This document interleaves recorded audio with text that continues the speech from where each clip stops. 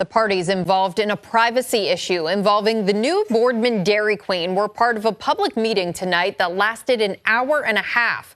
First News anchor Stan Boney just got back from that meeting. He joins us live in the studio with what was said. Well, the new Boardman Dairy Queen opened in March on North Market Street, and some of the neighbors living nearby have complained about the noise from the drive-thru, the lights from the parking lot, and the big semis that often block Brookfield Avenue.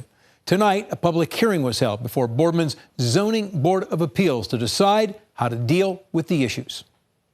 There were two suggestions that came out of the hearing. One came from Boardman's Director of Zoning and Planning, T.J. Kieran. He suggested building a 6-foot fence along the curb line of the drive-thru to absorb the sound and block the light.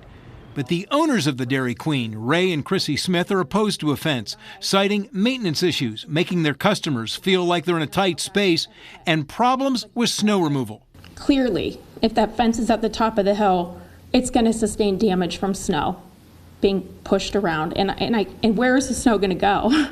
The Smiths suggested removing the current evergreen type trees that were planted between the Dairy Queen and the adjacent property of Brian and Megan Perry, and replacing them with 24 17-foot arborvitae trees. Landscaper Randy Kushner testified that a fence would not work. 6-foot fence is not going to stop the noise and sound. So I saw their issues. I contacted them and said, the best solution would be trees, clearly, that are appropriate size.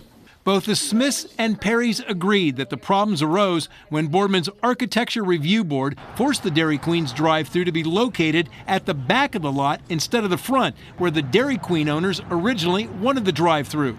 It's a neighborhood problem. It's not a Perry versus Smiths. It's a Boardman problem. And I don't fault the Smiths for running their business, because that's what they should be able to run that business. We should be able to have our privacy in our home the way it was. The cost of the arborvitae trees is $43,000, and there were questions tonight on who should pay for them. Some at tonight's meeting wondered if Boardman Township should pay the cost, since everyone agreed it was the township that created the problem. In the end, it was decided to continue negotiating an amicable solution, and the issue will be taken up again at the Board of Zoning Appeals during a special meeting on November the 14th. Live in the studio, Stan Boney, WKBN 27 First News.